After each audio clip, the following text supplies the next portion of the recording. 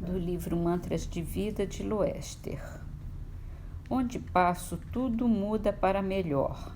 Quem anda comigo tem as mesmas ideias, e aqueles que não aceitam uma vida reta, com o tempo passam a compreender. As sementes boas não se perdem. Livro dos Espíritos, questão 405. Acontece com frequência verem-se em sonho coisas que parecem um pressentimento, que afinal não se confirma. A que se deve atribuir isso? Pode suceder que tais pressentimentos venham a se confirmar apenas para o espírito, quer dizer, que este viu aquilo que desejava, foi ao seu encontro. É preciso não esquecer que durante o sono, a alma está mais ou menos sob influência da matéria e que, por consequência, nunca se liberta completamente das suas ideias terrenas, o que resulta que as preocupações do estado de vigília podem dar ao que se vê a aparência do que se deseja ou do que se teme. A isto é que, em verdade, cabe chamar-se efeito da imaginação. Sempre que uma ideia nos preocupa fortemente, tudo o que vemos se nos mostra ligado a essa ideia.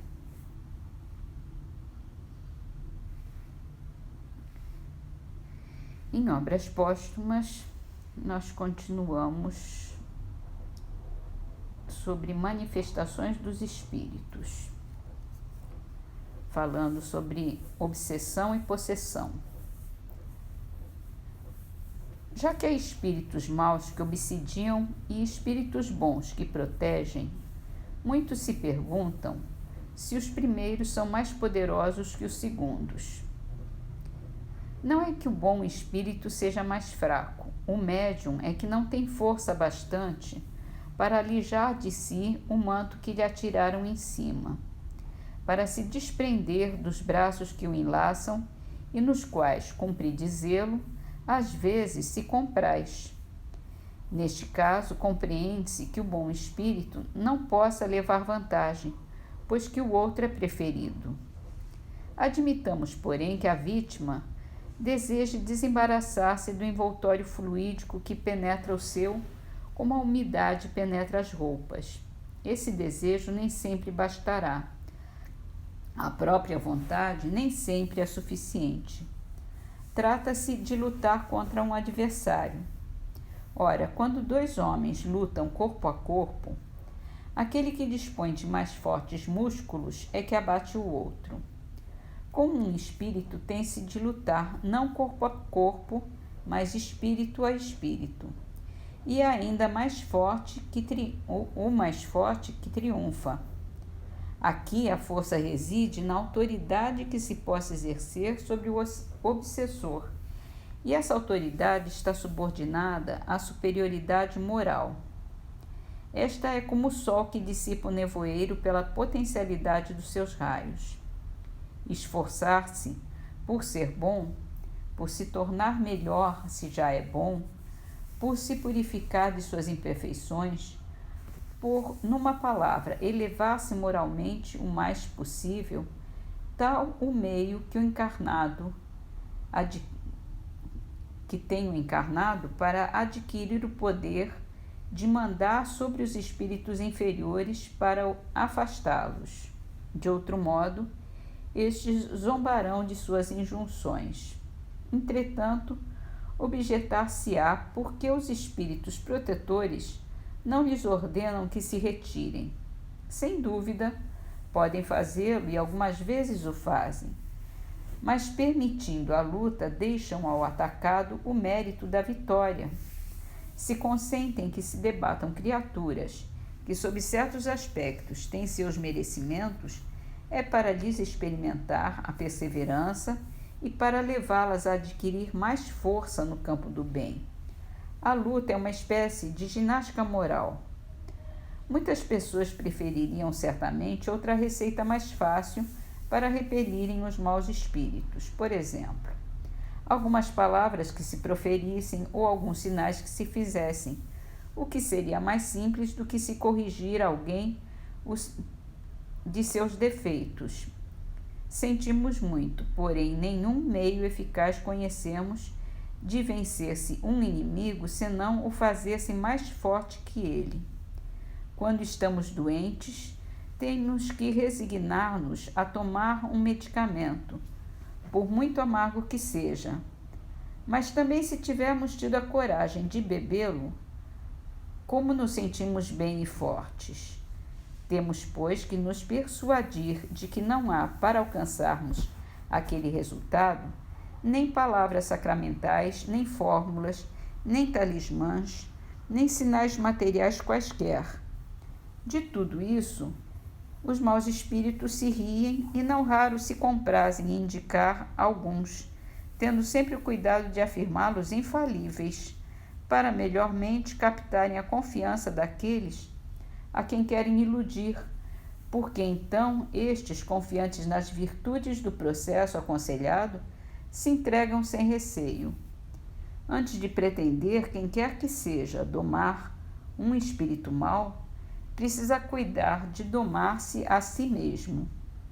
De todos os meios de se adquirir força para chegar a isso, o mais eficiente é a vontade secundada pela prece. A prece do coração, entenda-se, e não a de palavras das quais a boca participa mais do que o pensamento. Precisamos pedir ao nosso anjo guardião e aos bons espíritos que nos assistam na luta. Não basta, porém, que lhe peçamos que afastem o espírito mau. Devemos lembrar-nos desta máxima: ajuda-te a ti mesmo e o céu te ajudará, e rogar-lhes, sobretudo, a força que nos falta para vencermos os nossos maus pendores, que são para nós piores que os maus espíritos, porque são esses pendores que os atraem, como a podridão atrai as aves de rapina. Orando também pelo espírito obsessor, retribuir-lhe-emos com o bem o mal que nos queira, e nos mostraremos melhores do que ele, o que já é uma superioridade. Com perseverança, acaba-se as mais das vezes por induzi-lo à posse de melhores sentimentos e a transformá-lo de perseguidor em amigo grato. Em resumo, a prece fervorosa e os esforços sérios que a criatura faça por se melhorar constituem os únicos meios de afastar os maus espíritos, que reconhecem como seus senhores aqueles que praticam o bem, enquanto que as fórmulas lhes provocam o riso, do mesmo modo que a cólera e a impaciência os excitam.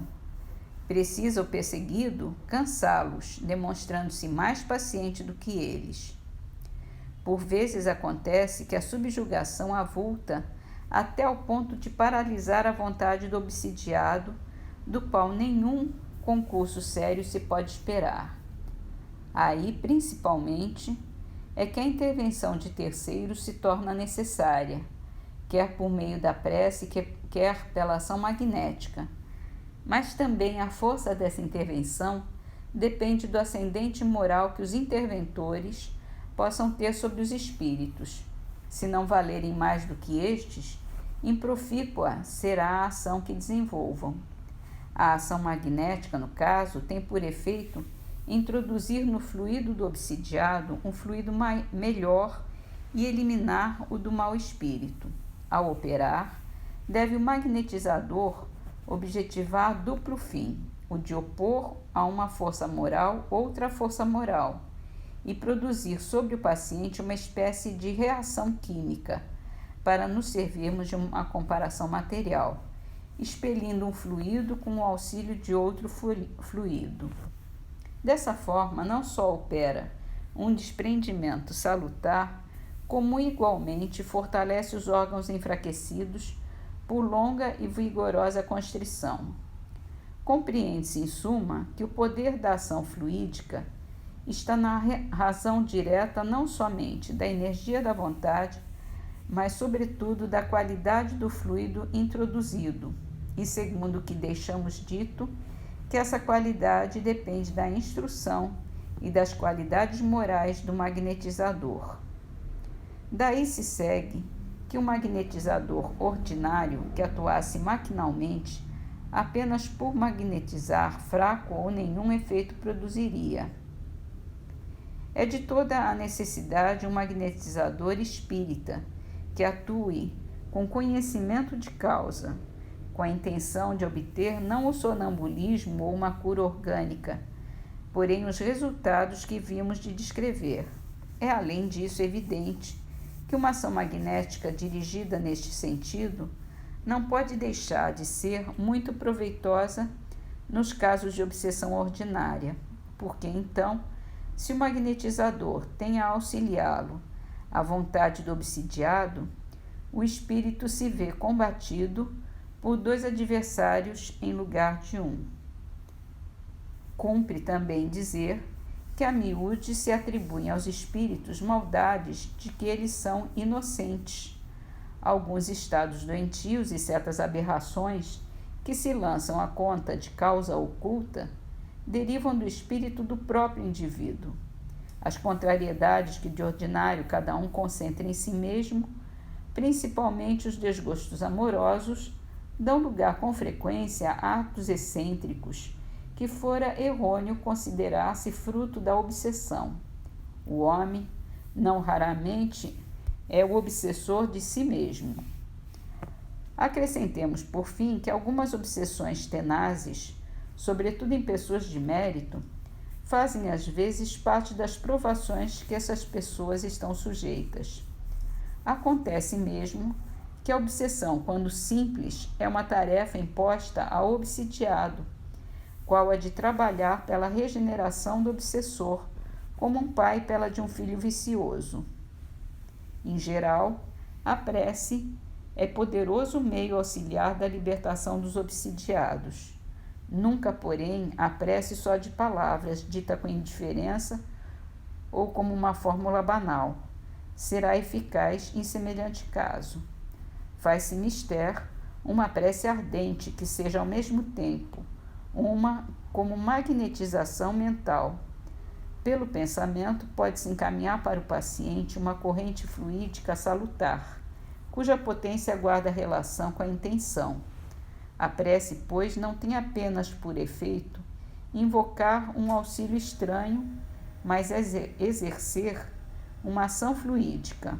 O que uma pessoa só não pode fazer, podem-no quase sempre muitas pessoas unidas pela intenção numa prece coletiva e reiterada, visto que o número aumenta a potencialidade da ação.